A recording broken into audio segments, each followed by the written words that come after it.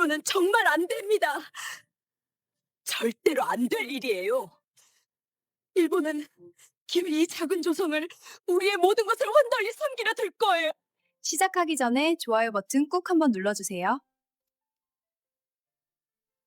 여러분, 혹시 한 나라의 운명이 마치 등불 앞의 바람처럼 정말이지 위태롭게 흔들리던 순간을 머릿속으로 그려본 적 있으신가요?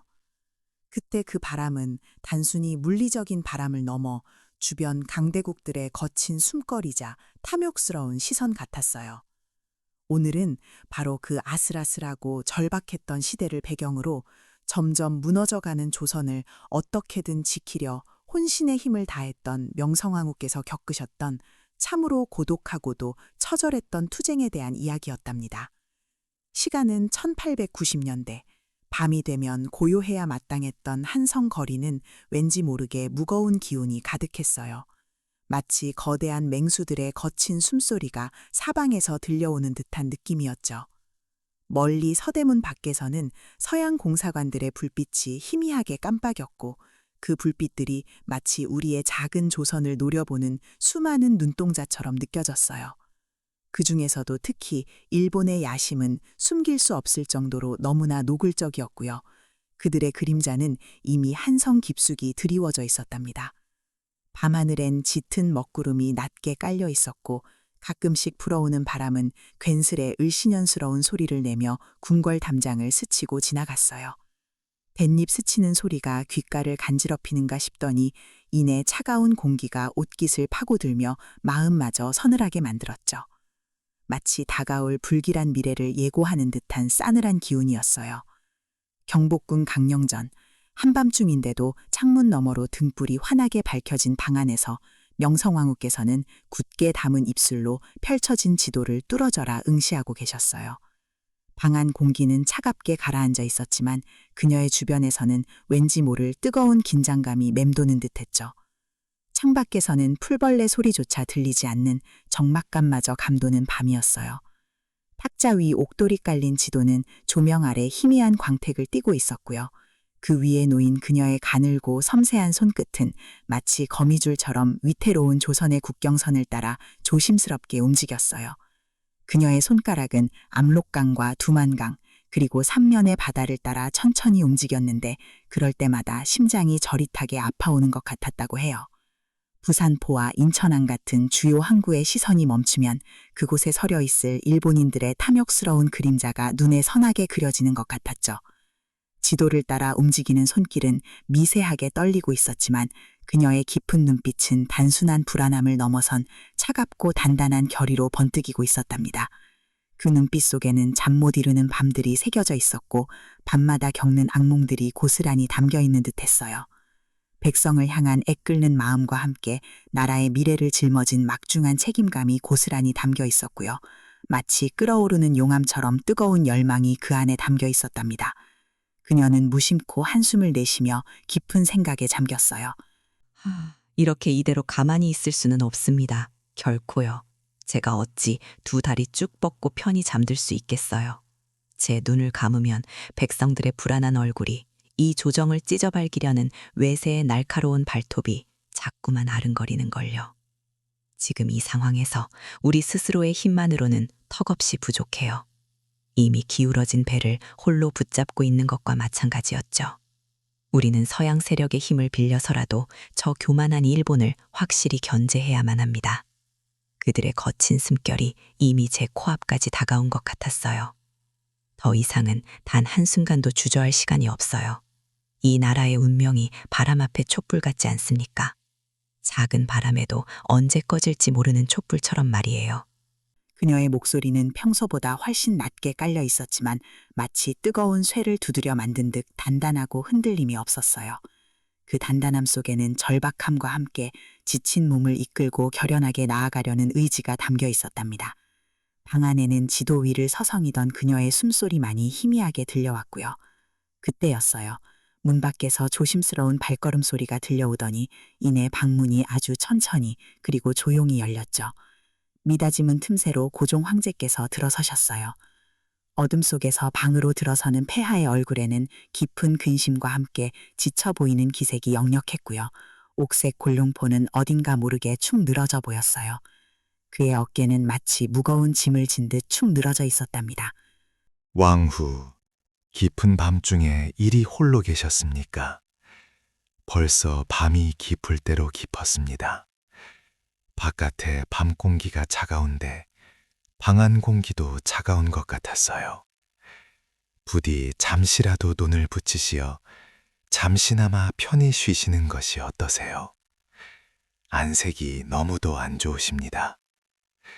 매일 밤 이렇게 애태우시는 것을 보면 제 마음이 더 아픕니다. 고종 황제께서는 그녀의 곁으로 다가와 애처로운 눈빛으로 왕후의 얼굴을 살피셨어요. 그의 손이 잠시 허공에서 머뭇거리다 결국은 그녀의 떨리는 어깨에 조심스럽게 닿았답니다. 그의 목소리에는 걱정과 함께 어쩌면 자신조차 감당할 수 없는 무게에 대한 피로감이 섞여 있는 듯했죠. 왕후께서는 폐하의 질문에 깊은 한숨을 내쉬셨어요. 그 한숨은 차가운 강령전 공기를 가르고 옅게 퍼져나갔답니다. 마치 오랫동안 쌓였던 모든 회한과 불안을 토해내는 듯한 소리였어요. 폐하, 저라고 어찌 마음 편히 잠들 수 있겠어요. 제 눈을 감으면 온갖 걱정이 그림자처럼 따라붙어 잠조차 이룰 수 없었습니다. 요새 일본 공사 미우라 고로의 압박은 나날이 심해지고 있고요.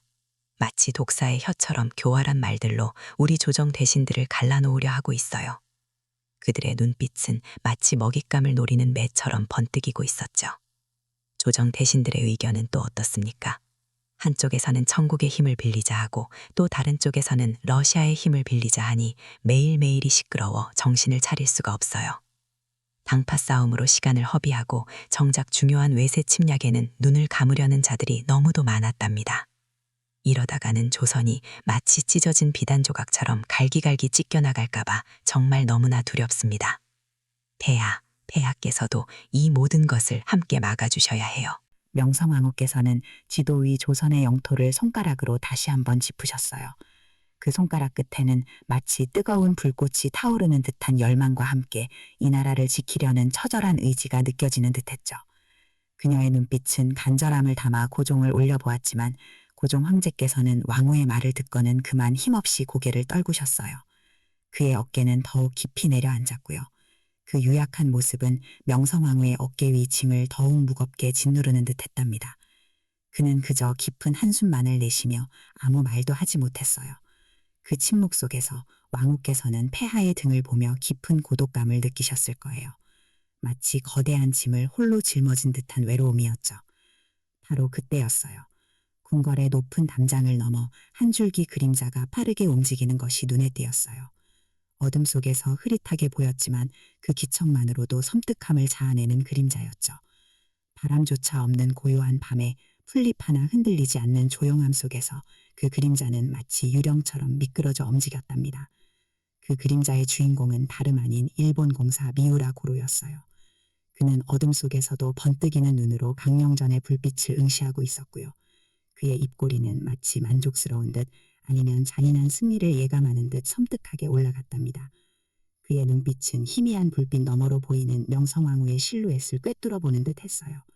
그 밤 조선의 운명은 오직 명성왕후의 지친 두 어깨와 그 안에 담긴 단단한 결의에 위태롭게 매달려 있었답니다. 일본의 압박은 단순히 말로만 그치는 것이 아니었어요. 그들의 노골적인 무력 시위로 점차 변해갔지요. 조선의 평화롭던 항구들에는 시커먼 연기를 뿜어내는 일본 함선들이 그림자처럼 드나들기 시작했어요.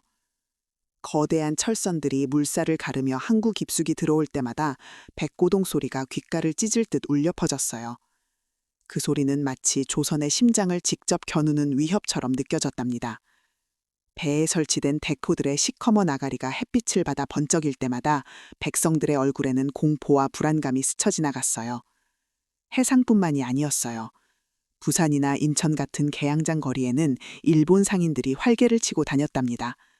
그들은 조선 백성들을 향해 콧대 높은 시선을 보내며 마치 자신들이 이 땅의 주인이라도 되는 양 거만하게 행동했어요. 시장 바닥에서는 종종 일본 상인들이 조선 상인들에게 고함을 지르거나 물건값을 깎으면서도 마치 시혜를 베푸는 것처럼 굴었어요. 백성들의 가슴 속에는 분노와 함께 무력감이라는 먹구름이 서서히 짙어지고 있었어요. 이 모든 상황을 궁궐 안에서 전해듣던 명성황후의 마음은 숯불 위에 놓인 듯 뜨거웠답니다. 그녀는 자신의 눈으로 직접 보지 않아도 전해지는 보고만으로도 그들의 오만함과 조선 백성들의 고통을 생생하게 느낄 수 있었어요. 이대로는 안 됩니다. 결단코 좌시할 수 없어요 하고 그녀는 속으로 없이 되뇌었답니다. 그녀의 옥비녀가 꽂힌 머리에서 붉은 비단이 가늘게 떨릴 정도로 마음속은 경랑에 휩싸여 있었어요. 전하, 더 이상 지체할 시간이 없어요. 소신은 결코 이 삼원을 좌시할 수 없습니다. 일본의 무례함이 하늘을 찌르고 백성들의 고통이 날마다 깊어지고 있어요. 당장 러시아 공사관에 특사를 보내야만 합니다. 명성황후의 목소리에는 단호함이 깃들어 있었지만 그 밑에는 나라의 운명에 짊어진 깊은 고뇌가 서려 있었어요. 그녀는 어전의 차가운 바닥에 시선을 고정한 채 고종의 얼굴을 올려다보았답니다. 고종의 눈빛에는 불안감과 망설임이 역력했어요. 그의 미간에는 깊은 주름이 패여 있었고 옥좌에 놓인 손은 미세하게 떨리고 있었어요. 왕후, 서양 오랑캐의 힘을 빌린다는 것이 과연 옳은 방법이겠소. 그들의 속내를 어찌다 헤아릴 수 있단 말이오. 자칫하면 호랑이를 피하려다 이리를 만나는 격이 될까 두렵소이다. 게다가 러시아는 멀리 떨어져 있지 않소. 일본의 눈을 피할 수 있을지.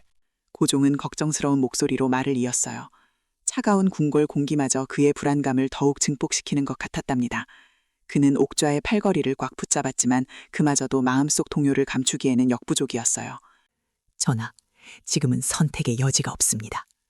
일본의 무력은 이미 조선의 목을 조르고 있어요.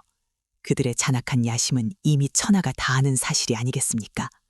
서양 세력은 비록 속내를 알 수 없다 해도 그들의 이해관계가 복잡하게 얽혀 있어 서로를 견제하게 될 거예요. 그 틈을 이용해야만 합니다. 러시아는 일본을 견제할 만한 힘을 가진 유일한 나라예요. 그들의 환심을 사야 합니다. 아니, 사지 않으면 안 되는 절박한 상황이에요. 잠시라도 일본의 압력을 늦출 수만 있다면 우리는 숨 쉴 틈을 벌 수 있을 겁니다. 부디 저를 믿어주세요, 전하. 명성황후의 눈빛은 강렬하게 타오르는 불꽃 같았어요. 그녀의 목소리는 고요한 어전 안에 울려 퍼지며 고종의 심장을 직접 두드리는 듯 했답니다. 그녀의 결연한 모습에 고종은 한참을 망설이다가 결국 깊은 한숨을 내쉬며 고개를 끄덕였어요. 그의 입술은 무언가 말하려다 도로 다물었지만 더 이상 반대할 기력조차 없는 듯 보였어요. 어딘가 체념한 듯한 표정이 스쳐 지나갔답니다. 하지만 왕후의 단호함이 결국 그의 의지를 꺾었던 것이죠. 차가운 바람이 창틈으로 스며들어 어전의 촛불을 가늘게 흔들었어요. 하지만 명성황후의 이러한 은밀한 움직임은 오래가지 못했어요. 마치 거미줄에 걸린 나비처럼 소식은 순식간에 일본 공사관의 미우라 고로에게 전해졌어요. 그들의 정보망은 조선 궁궐의 가장 깊숙한 곳까지 닿아 있었던 것이죠. 어둑한 일본 공사관의 한 방에서 미우라 고로는 작은 찻잔을 들고 있었어요. 찻잔에서 피어오르는 김이 그의 차가운 얼굴을 살짝 가렸다가 사라지기를 반복했답니다. 보고를 듣던 그의 입가에서는 낮게 으르렁거리는 소리가 흘러나왔어요. 단순한 소리가 아니라 마치 굶주린 맹수가 먹잇감을 노리는 듯한 섬뜩한 감정이 실려 있었어요. 그의 눈에는 번뜩이는 살기가 스쳐 지나갔답니다. 이것은 조선 내부의 친일 세력이 얼마나 활발하게 움직이고 있는지를 보여주는 명백한 증거였어요. 그리고 그 중심에는 바로 이완용이라는 인물이 있었죠. 그는 일본 공사관의 별실에서 미우라 고로와 은밀히 만나고 있었어요. 방 안에는 묘하게 달콤하면서도 매캐한 일본식 향냄새가 가득했고 그 향기는 두 사람의 은밀한 대화를 더욱 음습하게 만들었답니다. 이완용은 마치 그림자처럼 방 구석에 서 있었어요. 그의 비단 도포는 어둠 속에 녹아드는 듯했죠. 그의 얼굴에는 언제나처럼 교활한 미소가 서려 있었답니다. 공사님, 급히 전해드릴 말씀이 있습니다. 방금 전 왕후마마께서 러시아 공사관에 친서를 보냈다고 합니다. 제 첩자가 직접 확인했습니다. 아마 일본의 영향력을 이 땅에서 약화시키려는 속셈이 분명할 것입니다. 조선의 운명을 걸고 위험한 줄타기를 시작한 것이지요. 이완용의 목소리에는 미묘한 흥분과 함께 마치 고자질이라도 하듯 음흉한 즐거움이 섞여 있었어요. 그의 입꼬리가 실쩍 올라가는 것을 미우라 고로는 놓치지 않았답니다. 러시아라. 조선의 그 여우 같은 왕후가 기어이 뱀 같은 러시아와 손을 잡으려 하는군. 제가 예상했던 대로군요. 하지만 어리석은 발버둥에 불과합니다.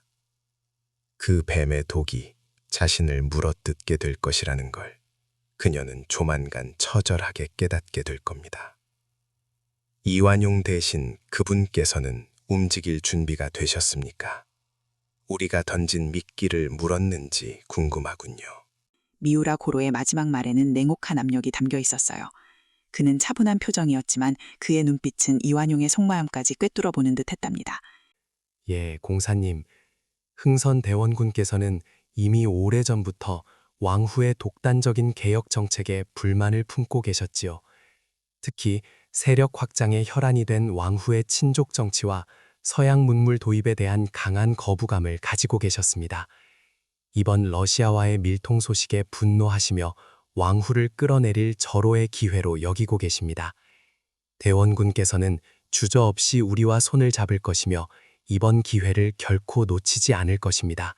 이완용의 목소리에는 확신이 가득했어요. 그의 얼굴에는 충성심을 가장한 기회주의적인 미소가 번졌답니다. 그는 자신의 야망을 이루기 위해 누구와도 손을 잡을 준비가 되어 있었어요. 미우라 고로는 만족스러운, 아니 섬뜩할 정도로 차가운 미소를 지었어요. 그의 입술은 가늘게 비틀렸고 눈빛은 승리에 찬 야수 같았답니다. 그는 조선의 운명이 마치 자신의 손바닥 안에서 놀아나는 작은 장난감처럼 느껴지는 듯했어요. 방 안에는 침묵만이 맹졸았고 달콤한 향냄새는 마치 죽음을 알리는 연기처럼 느껴졌답니다. 궁궐 안팎에서 서서히 그러나 멈출 수 없는 속도로 움직이기 시작하는 칼날의 그림자. 그 그림자는 명성황후의 등 뒤로 소리 없이 드리워지고 있었어요. 그녀의 앞에는 끝을 알 수 없는 어둠 속으로 이어지는 고독한 줄이 놓여 있었답니다. 발밑은 보이지 않고 오직 균형을 잃으면 떨어져 죽을지도 모른다는 아슬아슬한 긴장감만이 가득했어요. 명성황후의 목소리는 이제 막 시작된 것에 불과했어요. 바람 한 점에도 흔들릴 듯 위태로운 조선의 운명처럼 말이죠. 명성왕후는 마치 가느다란 실 한 올에 매달린 인형처럼 거대한 파도와도 같은 러시아와 천국, 그리고 그 틈바구니에서 호시탐탐 조선을 노리는 일본이라는 강대국들 사이에서 정말이지 아슬아슬한 줄타기 외교를 이어가고 있었어요. 그녀의 마음속은 매일 불안과 긴장으로 가득했답니다. 마치 얼음 위를 걷는 것처럼 한 걸음만 삐끗해도 이 나라 조선이 어느 한쪽의 속국이 되어버릴 수 있다는 생각에 잠 못 이루는 밤이 너무나도 많았어요. 얇은 비단 이불 아래에서도 그녀는 작은 몸을 움크린 채 끊임없이 머릿속으로 수많은 경우의 수를 계산했었지요. 그녀는 그 모든 위험 속에서 마치 가느다란 붓으로 그림을 그리듯 조심스럽게 외교의 균형을 맞추려 정말이지 필사적으로 노력했어요. 새벽 공기가 편전의 두터운 문틈을 비집고 들어와 오래된 나무향과 섞였답니다. 경복궁의 편전 안에는 묵직하고 오래된 나무향이 희미하게 감돌았고 차가운 새벽 공기가 섞여 묘한 긴장감을 만들어냈었지요. 희뿌연 아침 햇살이 창호지를 뚫고 들어와 마치 얇은 비단처럼 공간을 채웠고 그 빛 속에서 수많은 먼지 알갱이들이 마치 작은 별들처럼 춤추는 것이 선명하게 보였답니다. 그 편전 안에는 짙은 남색과 녹색 도포를 입은 대신들이 빽빽하게 모여 앉아 열띤 토론을 벌이고 있었지만 이상하게도 그들의 시선은 정작 조선의 운명을 짊어진 왕후에게로 향하지 않았어요. 어떤 이는 천장에 볼을 응시했고 어떤 이는 자신의 도포 소매 끝을 만지작거렸으며 또 어떤 이는 그저 바닥에 박힌 마룻바닥의 나이테를 세는 듯 제각각 서로를 향하거나 혹은 바닥에 박혀 있었답니다. 그들의 입술은 우직였지만 그들의 눈빛은 차갑게 외면하는 듯 보였어요. 명성왕후는 차가운 시선들을 온몸으로 느끼며 마치 날카로운 칼날이 심장을 꿰뚫는 듯한 고통을 느꼈어요. 대신들께서는 모두 제 말을 귀 기울여 들어주세요.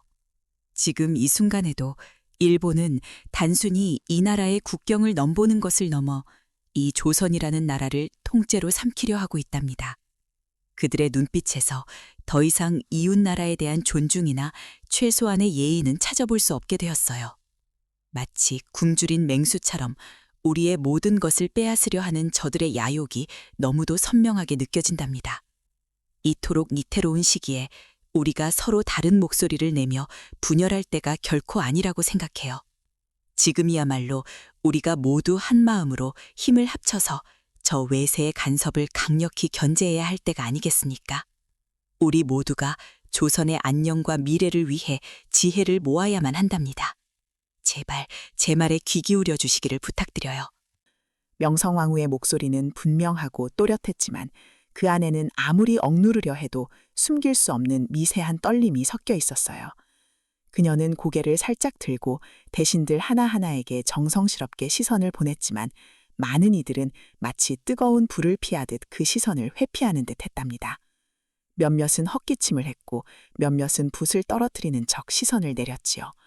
그녀는 속으로 깊은 한숨을 삼켰어요. 이토록 내 말이 닿지 않는단 말인가요? 이들은 정말이지 아무것도 보려 하지 않는 것일까요? 하는 답답함에 목이 메는 듯 했어요. 그때였어요. 편전 한가운데에서 중년의 한 대신이 스르륵 몸을 일으켰답니다. 그의 짙은 남색 도포자락이 바닥에 쓸리는 소리가 유난히 크게 들리는 듯 했어요. 마치 미리 약속이라도 한 것처럼 그 소리는 편전 안에 감돌던 미묘한 침묵을 찢고 지나갔답니다. 바로 이완용이었지요.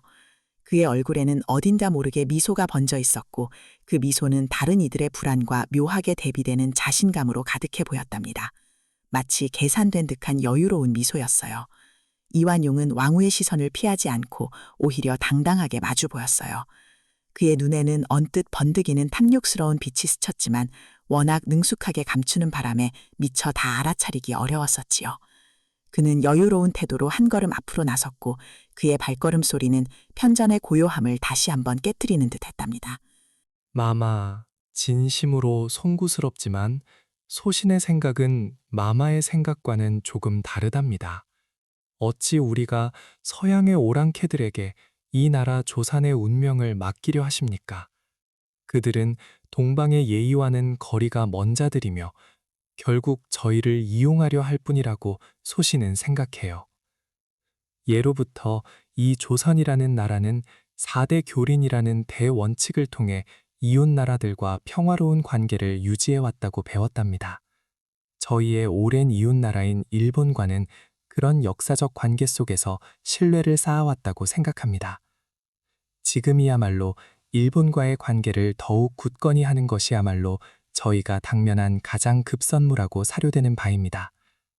그들과의 교류를 통해 이 난국을 현명하게 헤쳐나가는 것이야말로 저희가 택해야 할 가장 올바르고 현명한 길이라고 생각합니다. 마마, 부디 제 말을 들어주세요. 이완용의 목소리는 기름을 바른 듯 매끄럽고 설득력 있게 들렸어요. 그의 말 한마디 한마디는 마치 미리 연습이라도 한 듯 완벽하게 다듬어져 있었지요. 그의 시선은 왕후를 향하고 있었지만 그의 입꼬리는 미묘하게 위로 향해 있었답니다. 그의 눈빛은 뻔뻔하리만큼 당당했지만 그 깊은 곳 어딘가에는 숨길 수 없는 탐욕스러운 그림자가 아른거렸어요. 그 그림자는 마치 어두운 심연처럼 깊고 시커멓게 느껴졌답니다. 명성왕후는 그의 눈빛에서 알 수 없는 섬뜩함을 느꼈어요. 저들은 진정 나라의 안위보다 제 사사로운 이익을 먼저 생각하는 걸까요? 하는 비통한 생각에 그녀의 가슴이 답답해졌어요. 이완용의 말이 끝나자 편전 안에 있던 몇몇 대신들이 보이지 않게 미세하게 고개를 끄덕였어요. 그들의 얼굴에도 언뜻 이완용과 비슷한 종류의 계산적인 표정이 스치고 지나가는 듯 했지요. 그들은 마치 기다렸다는 듯 이완용의 말에 은근히 동조하는 기색을 보였답니다. 명성왕후는 그런 대신들의 모습을 보며 속으로 깊은 한숨을 삼켰어요. 그녀의 마음속에서는 답답함과 함께 마치 쓰나미처럼 밀려오는 배신감이 그녀의 심장을 짓누르는 듯 했답니다. 입술을 꽉 깨물었지만 그 씁쓸함은 사라지지 않았어요. 바로 그때였어요. 밖에서부터 요란한 발소리가 들려오기 시작했어요. 쿵쿵쿵 마치 천둥이라도 치는 듯한 무겁고 거친 발소리가 편전의 문을 향해 성큼성큼 다가오고 있었답니다. 그 발소리는 마치 어두운 예고처럼 편전 안에 감돌던 모든 소음을 집어삼키는 듯했어요. 대신들은 일제히 숨을 멈추었고 그들의 얼굴에는 일순간 공포의 그림자가 스쳤지요. 그리고 곧 이어 쾅 하는 굉음과 함께 편전의 거대한 문이 거칠게 열렸답니다. 문이 열리면서 들어온 차가운 바람이 편전 안에 있던 대신들의 얼굴을 스치고 지나갔어요. 그 차가운 바람은 마치 겨울 한기처럼 그들의 피부를 파고드는 듯 했답니다. 그 문틈으로 들어선 사람은 다름 아닌 흥선대원군이었어요. 그의 굳건한 몸집은 문간을 가득 채울 만큼 위압적이었고 그의 얼굴에는 왕후에 대한 노골적인 불만과 분노가 마치 화산처럼 끓어오르고 있는 듯 선명하게 드러나 있었답니다. 그의 두 눈은 이글거리는 불꽃처럼 명성왕후에게만 고정되어 있었어요. 그는 한치의 망설임도 없이 거친 걸음으로 편전 안으로 성큼성큼 들어섰고 그의 시선은 마치 칼날처럼 날카롭게 명성왕후의 심장을 겨누는 듯 했답니다. 편전 안에 있던 모든 이들은 그의 기세에 눌려 숨소리조차 제대로 내지 못했어요. 왕후, 감히 네가 서양 오랑캐 같은 자들을 끌어들여 대체 무엇을 하려 하는 것이오? 듣자 하니 러시아와 천국의 빌부터 이 나라의 근간을 흔들고 있다던데 과연 사실이요? 저들은 결코 믿을 수 없는 간사한 자들입니다. 오직 쇠국만이 우리가 스스로의 문을 걸어 잠그는 것만이 이 조선이라는 나라를 외세의 간섭으로부터 온전히 지키는 유일한 길입니다. 어찌하여 그대는 이 굳건한 대원군의 가르침을 저버리고 이토록 경솔한 행동으로 이 나라 조선을 더욱 위태로운 상황으로 몰아넣고 있단 말이오. 네 어미의 피를 이어받아 이리도 경망스러운 것인가? 어서 그 어리석은 생각을 당장 거두지 못할까? 어서. 흥선 대원군의 목소리는 마치 벼락이 치는 듯 크게 울려 퍼졌어요. 그의 분노에 찬 외침은 편전 안의 공기를 무겁게 진동시켰고 대신들의 어깨는 저절로 움츠러들었답니다. 몇몇 대신은 그 소리에 놀라 저도 모르게 움찔했어요. 그들은 감히 눈조차 제대로 뜨지 못하고 그저 바닥만 바라보았어요. 편전 안에는 정적만이 흐르고 오직 대원군의 거친 숨소리만이 맴도는 듯 했답니다. 명성왕후는 대원군의 직설적이고 거친 비난에 순간적으로 몸을 움찔했지만 이내 그녀의 얼굴에는 싸늘하고 단호한 그림자가 드리워졌답니다. 그녀는 아버님이라고 부를 수 없는 시아버지의 차가운 눈빛을 피하지 않고 정면으로 마주했어요. 또다시 시작되었군요. 이분의 고집은 끝이 없는 걸까요? 하는 체념과 함께 그녀의 심장은 불안하게 요동쳤지만 동시에 단단한 결심이 그 심장을 감싸는 듯 했지요. 그녀의 작은 손은 무심코 자신의 도포자락을 힘주어 움켜쥐고 있었답니다. 손가락 끝이 하얗게 변할 정도로 힘을 주고 있었어요. 아버님, 지금은 아버님께서 말씀하시는 대로 굳게 빗장을 걸어 잠그는 쇠국만으로는 이 거대한 시대의 물결을 막을 수 있는 때가 아닙니다. 시대는 이미 변했어요. 세상은 우리가 상상하는 것보다 훨씬 더 빠르게 돌아가고 있고 그 변화의 물결 속에서 우리 조선도 함께 변해야만 살아남을 수 있다고 저는 굳게 믿고 있답니다. 아버님께서 생각하시는 과거의 영광에만 머물러서는 이 나라가 진정으로 강해질 수 없다고 저는 굳게 믿고 있답니다. 폐하와 이 조선을 위한 길은 아버님께서 생각하시는 것보다 훨씬 더 넓고 복잡한 길이라는 것을 꼭 알아주셨으면 해요. 부디 제 말을 믿어주십시오. 이것이 진정으로 이 나라를 위한 길이라고 저는 생각합니다. 제가 틀리지 않았어요. 명성왕후의 목소리는 처음에는 가늘게 떨렸지만 곧이어 강철처럼 단단한 힘을 얻었어요. 그녀의 눈빛은 아버님인 대원군에게 결코 굽히지 않겠다는 굳은 의지로 반짝였답니다. 마치 작은 불꽃이 거대한 폭풍 속에서도 꺼지지 않고 타오르는 듯한 강렬한 빛이었어요. 흥선 대원군의 분노에 찬 목소리는 편전안을 거대한 진동으로 뒤흔들고 있었지만 명성왕후는 그 모든 공격을 묵묵히 받아내고 있었어요. 그녀의 얼굴에는 싸늘한 그림자가 더욱 깊게 드리워졌고 그 그림자 속에서 그녀의 고독한 투쟁은 더욱 처절하게 느껴졌답니다. 외부에서 몰려오는 광기 어린 열강의 압박뿐 아니라 이렇게 나라의 안에서부터 솟아나는 적들과도 싸워야 하는 그야말로 처절하고 힘든 싸움이 되어가고 있었어요. 그녀는 마치 사방에서 조여오는 덫에 갇힌 듯한 기분이었답니다. 그녀의 심장은 마치 격렬한 파도 속 작은 배처럼 불안하게 요동쳤지만 그 안에는 결코 꺾이지 않는 불꽃 같은 의지가 타오르고 있었어요. 그녀는 조선의 운명을 홀로 짊어진 채 그 차가운 편전 한가운데에서 외롭게 서 있었답니다. 붉은 융단 위 그녀의 그림자는 길게 늘어져 있었고 그 모습은 마치 거대한 어둠 속에서 홀로 빛나는 작은 등불 같았어요. 그녀는 결코 포기하지 않을 생각이었답니다. 궁궐안은 정말이지 끓어오르는 용암 위에 간신히 얹어진 얇디 얇은 얼음판 같았어요. 겉으로는 차분하고 고요한 듯 보였지만 그 아래로는 언제 터져도 이상하지 않을 친일파들의 음모와 배신이 마치 뜨거운 김을 뿜어내듯 들끓고 있었답니다. 그들의 존재 자체가 언제 터질지 모르는 시한폭탄처럼 느껴지기도 했어요. 차가운 궁궐 바닥 아래에서 웅웅거리는 음습한 기운이 온몸을 휘감는 듯했지요. 이완용을 비롯한 몇몇 대신들은 정말이지 대놓고 일본 편에 서서 행동했어요. 그들은 마치 거대한 거미줄의 한가운데 앉은 거미처럼 명성황후의 모든 움직임을 주시하면서 그녀의 간절한 외교 정책들을 아주 교묘하게 방해하곤 했답니다. 마치 왕후의 발걸음 하나하나에 덫을 놓는 것처럼요. 멀리서 들려오는 그들의 낮고 끈적이는 웃음소리가 허공에 떠도는 듯했어요.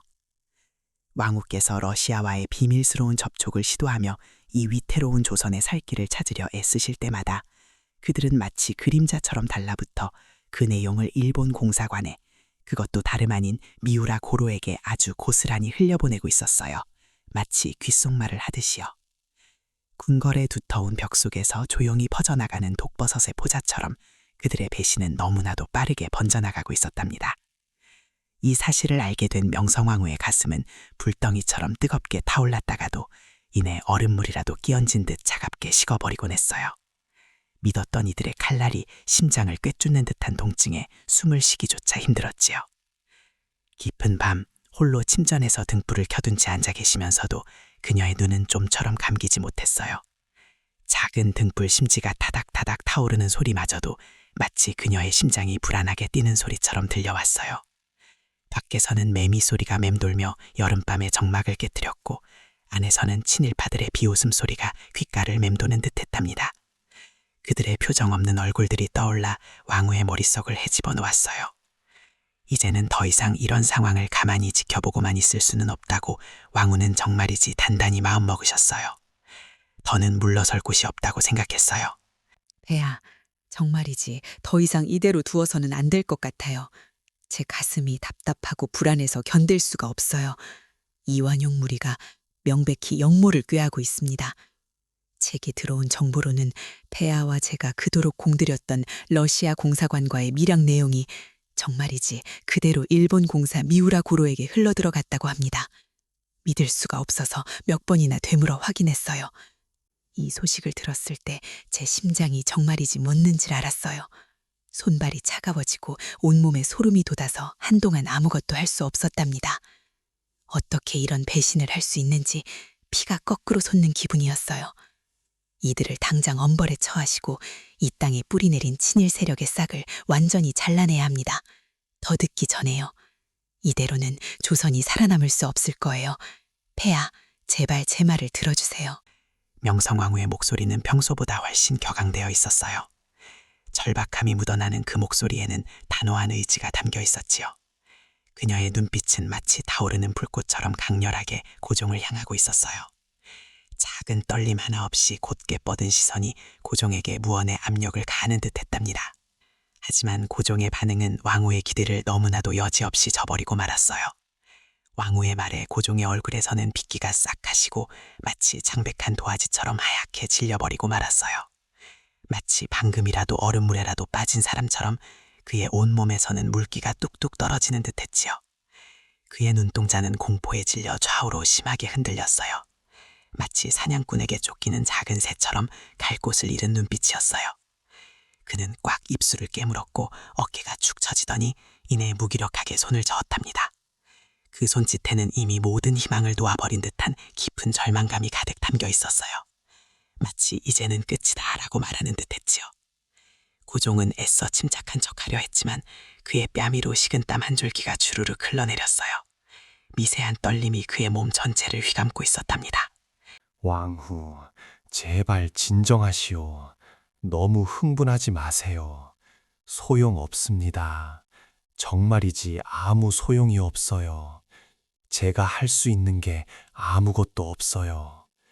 이완용의 뒤에는 다름 아닌 미우라 공사가 아주 굳건히 버티고 있어. 그들을 건드리는 순간 일본이 절대 가만히 있지 않을 것이요. 그들의 눈빛을 보셨습니까? 굶주린 맹수들 같았어요. 조선의 힘으로는 도저히 그들의 분노를 감당할 수 없을 것이요. 우리가 어찌해야 할지 정말이지 한치 앞도 보이지 않소. 마치 짙은 안개 속을 헤매는 것 같아요. 저는 이제 아무것도 모르겠습니다. 그들의 거대한 힘 앞에 저는 너무나도 보잘것없는 존재라는 걸 뼈저리게 느낍니다. 왕후의 말씀은 이해하지만 도저히 감당할 수 없어요. 고종의 목소리는 너무나도 작고 약해서 마치 희미한 바람에도 꺼질 듯한 촛불 같았어요. 그의 눈동자에는 설명할 수 없는 깊은 공포와 체념이 그림자처럼 드리워져 있었지요. 절망감과 무력감으로 가득 찬 그의 목소리에 명성황후의 심장은 마치 날카로운 칼에 베인 것처럼 찢어지는 듯 아파왔답니다. 그녀는 무심코 고종의 손을 조심스럽게 잡았어요. 어쩌면 그에게서 작은 위안이라도 얻을 수 있을까 하는 마음이었을 거예요. 하지만 그의 손은 놀랍도록 차가웠고 마치 생기가 없는 얼음 조각 같았어요. 미세하게 떨리고 있는 고종의 손에서 그녀는 아무런 지탱도 위안도 느낄 수 없었답니다. 오히려 자신이 잡고 있는 것이 과연 이 나라 조선의 임금의 손인지조차 의심될 만큼 약하고 힘없는 감촉이었어요. 그의 손은 마치 모든 것을 포기한 사람의 손 같았어요.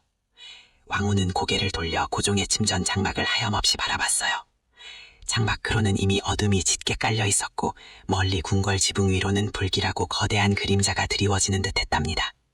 바람이 불 때마다 나뭇가지가 흔들리며 마치 귀신이라도 움직이는 것처럼 보였어요. 멀리서 들려오는 겨울밤 소리가 마치 울부짖는 듯 처량하게 들렸고 그 소리는 왕후의 귀에 일본군의 진군 소리처럼 섬뜩하게 들려왔답니다.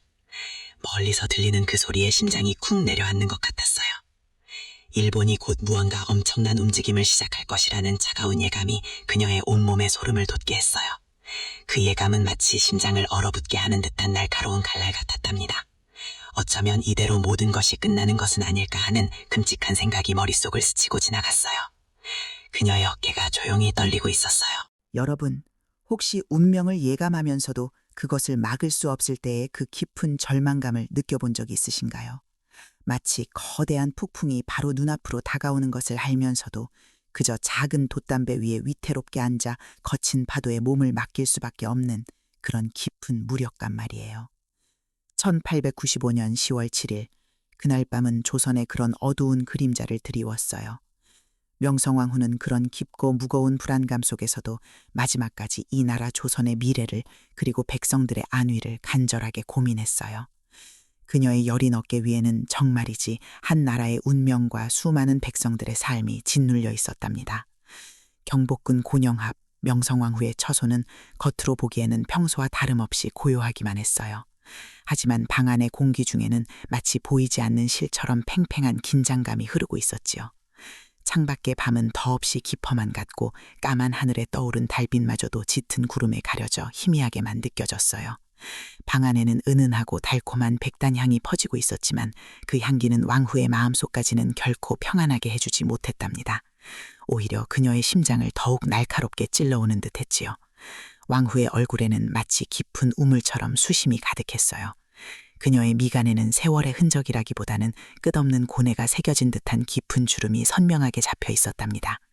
무언가를 골똘히 생각하는 듯 그녀의 붉은 입술은 지그시 깨물어져 있었고 그 모습은 불안한 내면을 고스란히 드러내는 듯했어요. 길게 늘어뜨린 치마폭을 쥔 손가락은 어느새 잔뜩 굳어져 있었지요.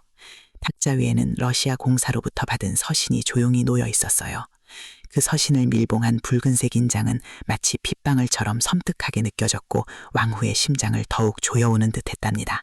조선을 둘러싼 열강들의 각축은 정말이지 금방이라도 깨질 듯한 얇은 살얼음판 위를 걷는 것처럼 위태롭기 그지없었어요. 왕후는 그 서신을 한참 동안이나 바라보았어요.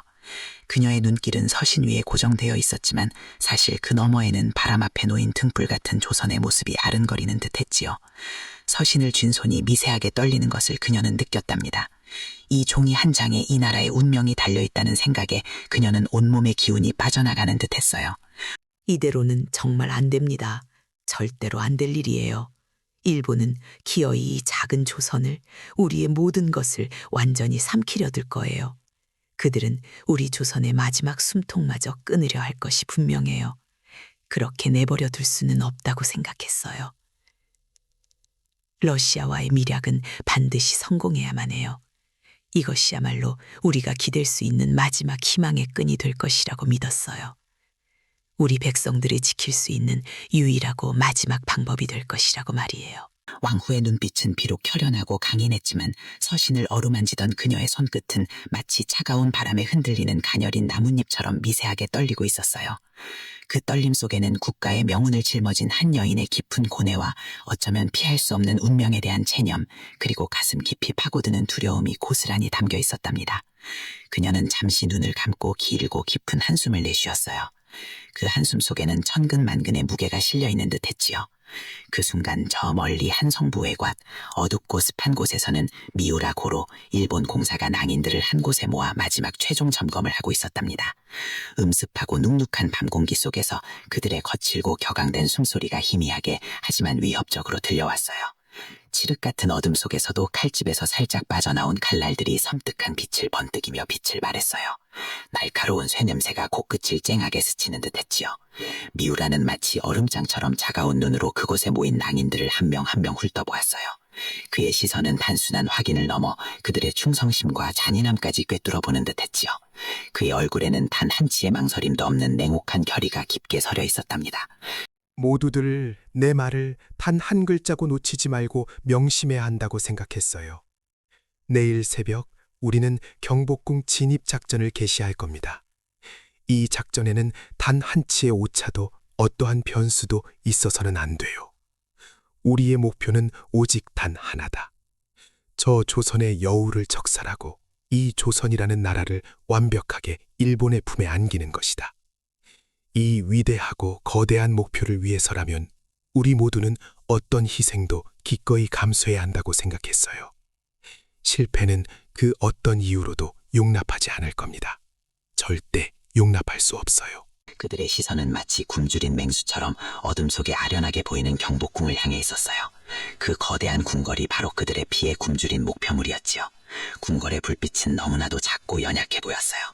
그때 다시 곤영합에서는 명성황후가 다시 한번 깊은 한숨을 내쉬며 곁에서 조용히 대기하던 궁녀 홍상궁을 불렀어요.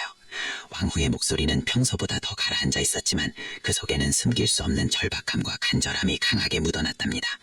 그녀의 목소리에는 미세한 떨림마저 느껴지는 듯했어요. 왕후는 비상 상황에 대비해 궁녀 복장으로 위장하고 궁을 벗어날 계획을 세우고 있었답니다. 그것은 마치 사냥꾼의 덫에 걸린 짐승이 마지막으로 필사적인 발버둥을 치는 모습과도 같았어요. 어쩌면 이것이 그녀가 할 수 있는 마지막 몸부림이었을지도 몰라요. 왕후는 떨리는 손으로 홍상궁의 손을 잡으며 그 여린 손에 모든 희망을 담으려는 듯 간절한 눈빛으로 홍상궁을 바라보았어요. 그녀의 눈동자에는 애원과 함께 슬픔, 그리고 어떻게든 살아남아 이 나라를 지키겠다는 굳은 의지가 복잡하게 얽혀 있었답니다.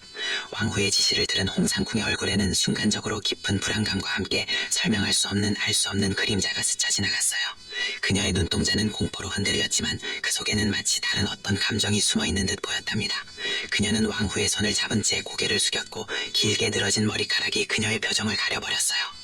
밤은 그렇게 점점 더 깊어지고 있었고 궁궐 주변에서 울어대는 매미 소리마저도 왠지 모르게 불길하고 음산하게 들리는 듯했어요. 과연 왕후는 이 필사적인 계획을 통해 무사히 궁을 벗어날 수 있을까요? 그녀의 마지막 희망은 과연 이 어두운 밤을 통고 찬란한 빛을 볼 수 있을까요?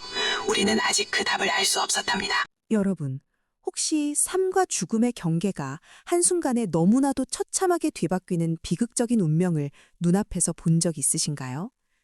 1895년 10월 8일, 그날 새벽, 경복궁에는 감히 우리들의 상상조차 할 수 없을 만큼 참혹하고 가슴 아픈 비극이 닥쳐왔어요. 마치 오래된 예언서의 마지막 장처럼 모든 것이 정해진 듯한 으스스한 분위기가 궁궐을 감싸고 있었답니다. 새벽 공기는 뼈를 애는 듯 차가웠고 멀리서 들려오는 미약한 바람소리마저 불길하게 느껴지는 그런 밤이었어요.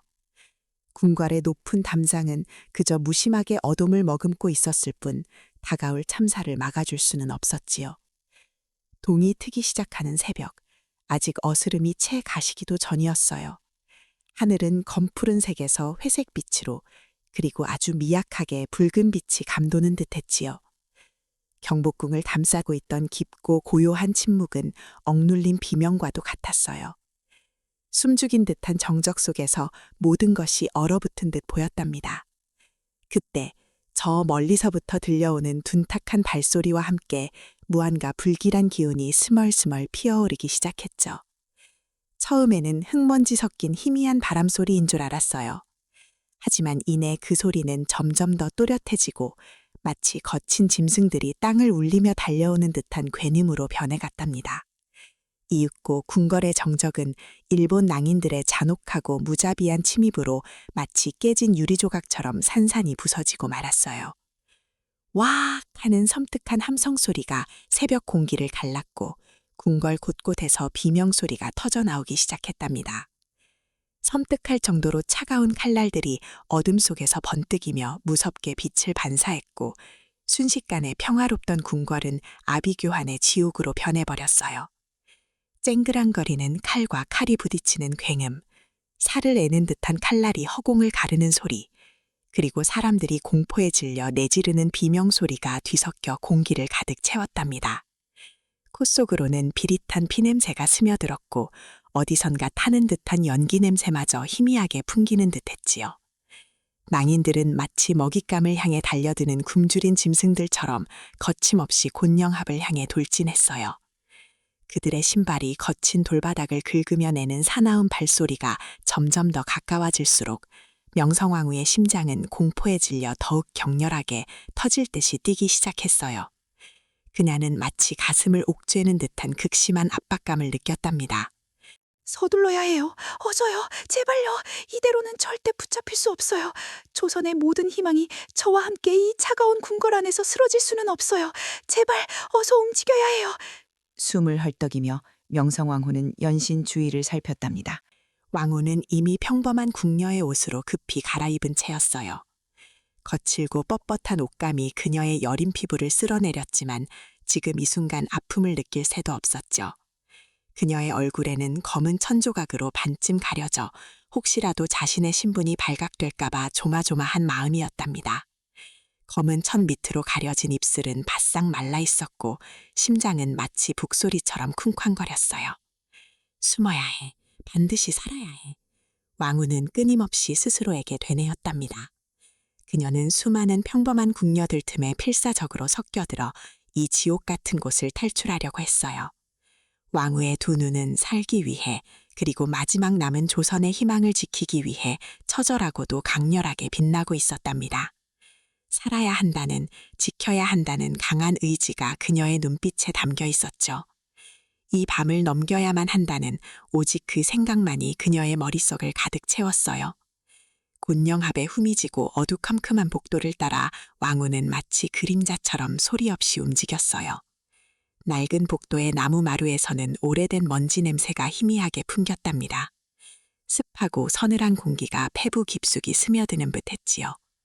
문틈으로 새어들어오는 섬뜩한 칼 부딪히는 소리, 사람들의 처절한 비명소리에 왕후의 몸은 순간적으로 얼음처럼 굳어버렸어요. 아 하는 날카로운 비명소리가 등골을 타고 흐르는 듯했지요. 심장이 쿵 하고 한없이 내려앉는 듯한 충격이었답니다. 그녀는 두 손을 깍지 껴 꼭 움켜쥐었어요. 손톱이 손바닥을 파고들었지만 고통조차 느껴지지 않았지요. 하지만 이내 깊게 숨을 들이쉬며 마음을 다잡고 굳게 담은 입술로 더욱 빠르게 발걸음을 재촉했어요. 멈추면 안 돼. 멈추면 다 끝장이야. 조선의 국모로서 여기서 끝낼 수는 없어. 왕후는 끊임없이 자신에게 속삭였답니다. 그녀의 호흡은 가빠졌지만 필사적으로 눈앞의 어둠 속을 헤치며 나아갔어요. 앞이 제대로 보이지 않았지만 오직 살아야 한다는 본능만이 그녀를 이끌었답니다. 바로 그때였어요. 복도의 가장 어두운 그림자 속에서 마치 기다렸다는 듯이 한 그림자가 불쑥 나타나 왕후의 앞을 가로막았어요. 왕후는 너무 놀라 순간적으로 숨을 들이켰죠. 차가운 새벽 공기가 폐 깊숙이 들어와 폐부를 찢는 듯한 고통이 느껴졌답니다. 온몸에 털이 쭉 뼈서는 듯한 섬뜩함이 엄습했어요. 심장이 덜컥 내려앉으며 쿵 하고 무거운 돌덩이가 떨어진 듯한 충격이었지요.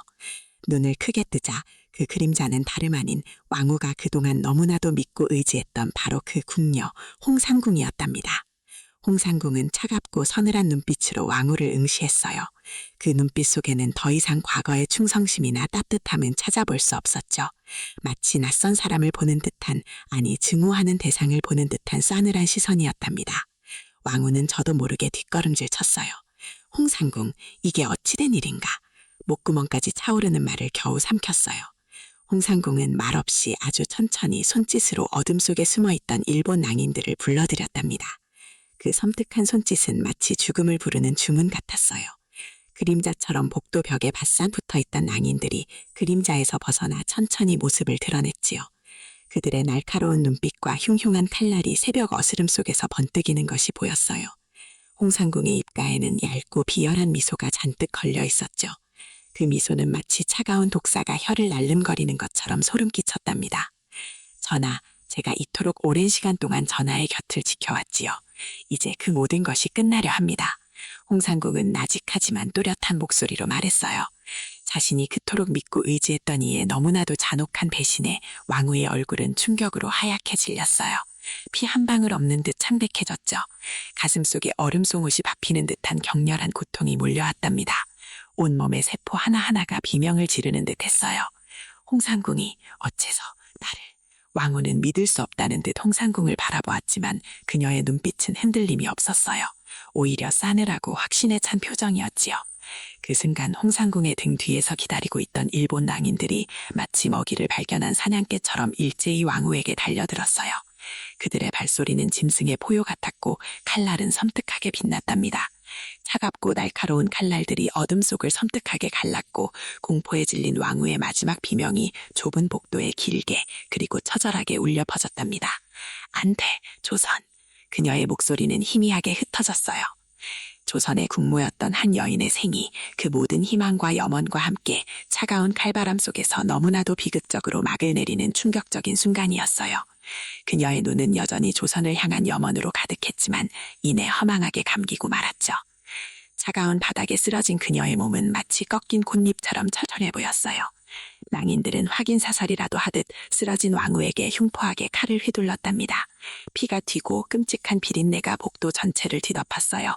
그 후 궁궐의 한 귀퉁이에서는 시신을 태우는 듯한 시커먼 연기가 피어올랐어요. 차가운 바람은 그 연기를 이리저리 흩뿌렸고 마치 왕후의 마지막 혼이 이 비극적인 궁궐을 떠나 하늘로 날아오르는 듯 했답니다. 과연 한 국모의 죽음은 이 작고 위태로운 조선에 어떤 거대한 파장을 불러일으키게 될까요? 우리는 그저 침묵 속에서 다음 비극을 기다릴 수밖에 없었답니다. 차가운 새벽 공기만이 그날의 참혹함을 알고 있는 듯 싸늘하게 흘러갔어요. 여러분, 혹시 믿을 수 없는 비극 앞에서 한 인간이 그 모든 걸 감당하지 못하고 너무나도 처참하게 무너져 내리는 모습을 가까이서 지켜본 적 있으신가요? 정말이지 마음이 찢어지는 듯한 순간이었을 거예요. 1895년 그 슬픔 가득한 가을날, 명성황후 시해 사건이 터진 이후 고종께서는 도저히 감당할 수 없을 만큼 깊은 비탄과 또 끓어오르는 분노에 휩싸이셨어요. 그분의 마음은 마치 수천 조각으로 갈갈이 찢어지는 것 같았을 거고요. 숨조차 제대로 쉬기 어려워하셨을 거예요. 왕으로서 그리고 사랑하는 아내를 잃은 남편으로서 느끼는 그 고통은 정말 헤아릴 수 없을 정도였답니다. 그날 곤영합은 더 이상 따뜻한 왕후마마의 처소가 아니었어요. 그저 피로 얼룩진 차갑고 황량한 공간이 되고 말았지요. 새벽의 어스름이 채 가시기도 전이었는데도 그곳에서는 잔혹하고 끔찍한 비극이 벌어졌었고요. 사랑하는 왕후마마의 시신은 정말이지 믿기 어려울 만큼 일본 낭인들에 의해 참혹하게 유린되었어요. 그들은 감히 왕후마마의 시신에 막무가내로 기름을 붓고 불을 질러 마치 세상에 존재하지 않았던 것처럼 흔적조차 남기지 않으려 했답니다. 그 야만적인 행위는 정말이지 인간의 탈을 쓴 악마나 다름없었을 거예요. 활활 타오르던 붉은 불길은 무자비하게 모든 것을 집어삼켰고 그 끔찍한 연기는 마치 거대한 검은 뱀처럼 궁궐의 하늘로 소용돌이치며 피어올랐어요. 그 매캐한 냄새는 차가운 새벽 공기 속에서 멀리까지 진동하며 사람들의 콧속을 찌르는 것 같았다고 전해졌어요. 그 잔혹한 광경은 그저 악몽 같았을 뿐이었죠. 궁궐 전체에 울려 퍼지던 비명소리와 함께 모든 것이 거짓말처럼 연기처럼 사라져버리는 듯 했어요. 그 어떤 증거도 그 어떤 흔적도 남기지 않으려는 그들의 잔혹함에 사람들은 몸서리를 쳤을 거예요. 새벽 어스름이 걷히고 희미한 빛이 궁궐을 비출 때 그제야 싸늘한 진실이 고종께 전해졌을 때 그분의 손은 마치 가을바람에 흔들리는 마른 나뭇잎처럼 떨림을 멈출 수 없었고 얼굴은 마치 한 점 피도 없는 백지처럼 창백하게 질려버리셨어요.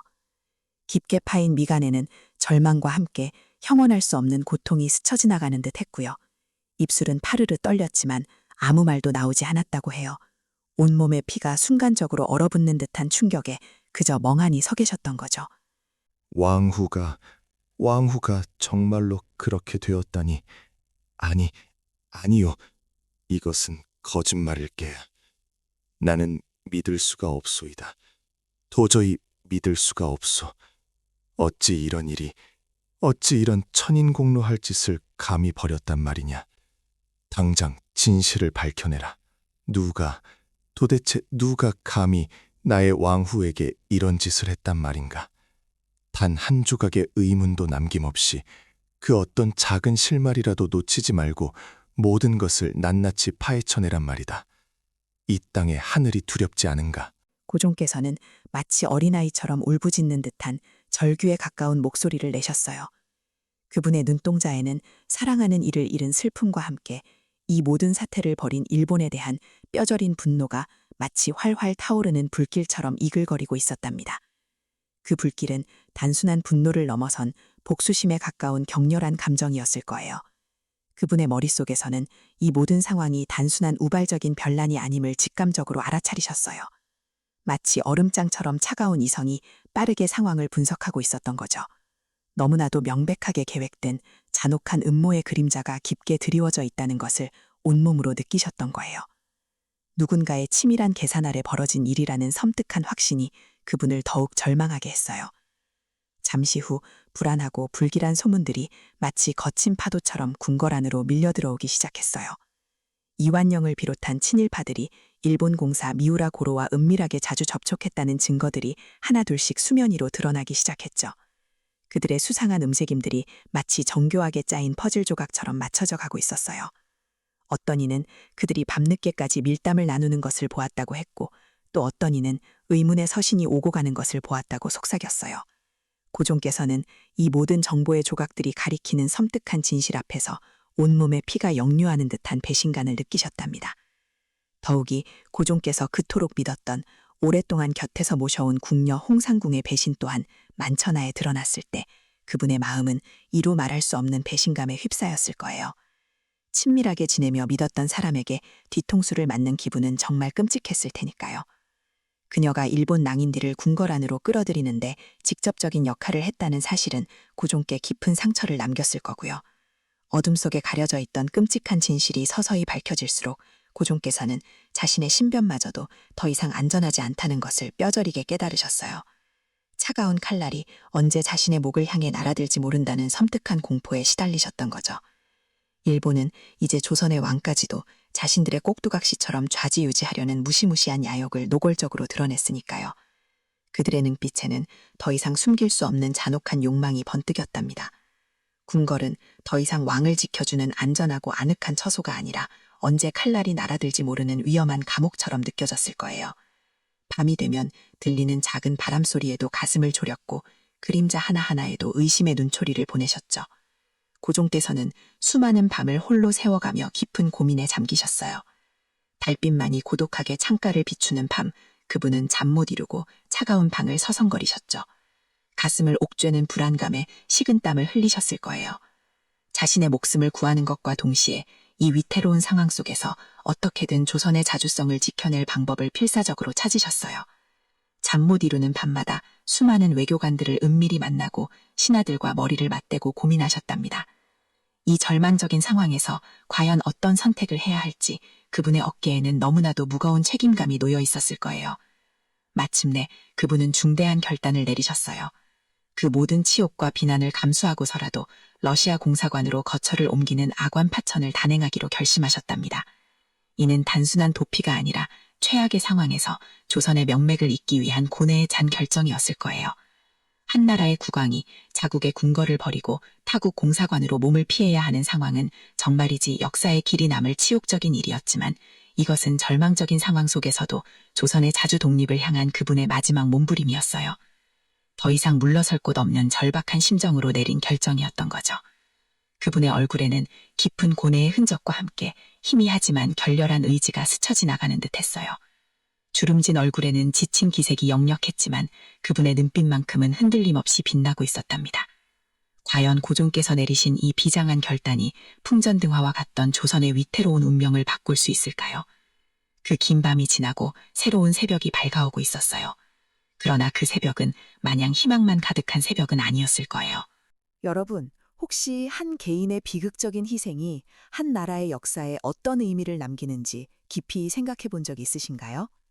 명성황후 시해 사건은 그저 한 나라의 어머니가 비극적으로 돌아가셨다는 단순한 소식이 아니었어요. 그보다 훨씬 더 참담하고 가슴 아픈 현실이었답니다. 그것은 마치 차갑고 날카로운 칼날이 이 조선의 심장을 직접 꿰뚫고 들어온 듯한 너무나도 충격적이고 잔인한 사건이었답니다. 이 소식은 순식간에 온 백성의 마음에 지울 수 없는 깊은 상처를 남겼고 조선의 자주성이 무참히 유린당한 치욕의 역사로 영원히 기록되었어요. 그때의 충격은 이루 말할 수 없었을 거예요. 동시에 그것은 민족의 억눌렸던 항일 의지를 마치 활활 타오르는 불씨처럼 다시금 불태운 너무나도 중요한 비극적인 전환점이 되었답니다. 그날 이후 경복궁의 차가운 돌담은 그날의 끔찍한 핏자국을 영원히 기억하는 듯 쓸쓸한 그림자를 드리웠어요. 궁궐안은 정적에 휩싸였고요. 희미하게 타는 향내음이 무겁게 감돌았어요. 예전에는 수많은 궁녀와 내관들의 발걸음소리, 제잘거리는 웃음소리로 가득했던 곳인데 이제는 작은 바람소리 하나에도 명성황후의 한맺힌 울음소리가 들려오는 듯한 착각마저 들었답니다. 돌틈 사이로 새어들어오는 겨울바람은 유난히 더 차갑고 스산하게 느껴졌어요. 곤령 앞 주변으로는 아무도 함부로 접근하지 못하고 멀찌감치 떨어져서 불안한 눈빛으로 바라만 볼 뿐이었어요. 궁녀들의 얼굴에는 슬픔과 공포가 뒤섞여 있었고요. 그들의 걸음걸이는 마치 죄인처럼 조심스러워 보였답니다. 밥을 나르던 수라간 상궁의 손도 미세하게 떨리고 있었을 거예요. 궁궐의 모든 생명체가 그 비극의 무게에 짓눌려 숨죽이고 있었답니다. 백성들은 궐 밖에서 웅성거렸어요. 굳게 닫힌 문틈으로 들려오는 어둡고 잔인한 소문들은 마치 차가운 독극물처럼 그들의 가슴을 짓눌렀어요. 거리에는 이전에 없던 무거운 침묵과 알 수 없는 두려움이 가득했답니다. 왁자지껄했던 저잣거리도 마치 찬물이라도 끼얹은 듯 조용해졌고요. 엿장수조차 엿가위를 제대로 두드리지 못했어요. 사람들은 서로 눈을 마주치지 못하고 땅만 보며 발걸음을 재촉했어요. 혹시라도 불길한 소리를 낼까봐 작은 한숨조차도 조심스럽게 쉬는 모습이었답니다. 어머니들은 아이들을 품에 더 꼭 안았고요. 천진난만하게 뛰어놀던 아이들의 웃음소리마저 잦아들었죠. 그저 멍하니 먼 산만 바라보는 노인들의 깊어진 눈가에는 절망감이 드리워져 있었어요. 이 나라의 운명이 대체 어디로 흘러갈지 아무도 알 수 없는 먹구름이 온 나라를 뒤덮고 있었답니다. 명성황후 시해 사건은 단지 조선 내부의 문제로 끝나지 않았어요. 그 끔찍한 소식은 마치 들불처럼 번져나가 조선뿐 아니라 전 세계에 엄청난 충격을 주었답니다. 특히 당시 조선에 머물던 서양 열강의 공사관에서는 사건의 전말을 파악하느라 비상이 걸렸어요. 각국의 외교관들은 서로에게 숨죽여 정보를 교환했고요. 급히 본국으로 전보를 쳤답니다. 조선의 국모가 일본인 자객들에게 시해당했다라는 충격적인 내용은 멀리 떨어진 유럽과 미국 대륙의 신문 일면을 장식했어요. 어떻게 한 나라의 국모를 야만적으로 시해할 수 있단 말인가 하는 비난의 헤드라인이 크게 실렸고요. 일본의 야만적인 행위를 규탄하는 국제사회의 목소리가 곳곳에서 터져나왔답니다. 외교가에서는 일본 공사관을 향한 차가운 시선과 비난이 쏟아졌어요. 일본은 국제사회의 비난을 면치 못했고 그들의 잔혹성은 전 세계에 명백히 드러나는 계기가 되었어요. 그들의 가면이 벗겨진 순간이었죠. 그 모든 비극 속에서 고종 황제는 이루 말할 수 없는 슬픔과 함께 극심한 불안감에 시달리고 있었답니다. 사랑하는 아내를 잔인하게 잃은 슬픔도 채 가시지 않은 상황에서 자신의 목숨 또한 일본군과 친일파들의 소나기에 달려있다는 것을 직감하셨을 거예요. 그날 밤 고종은 침상에 누워도 잠을 이룰 수 없었어요. 눈을 감으면 피 묻은 아내의 모습이 아른거렸고 귓가에는 난자당하는 비명소리가 환청처럼 들려왔을 거예요. 악몽은 고종을 밤마다 괴롭혔고요.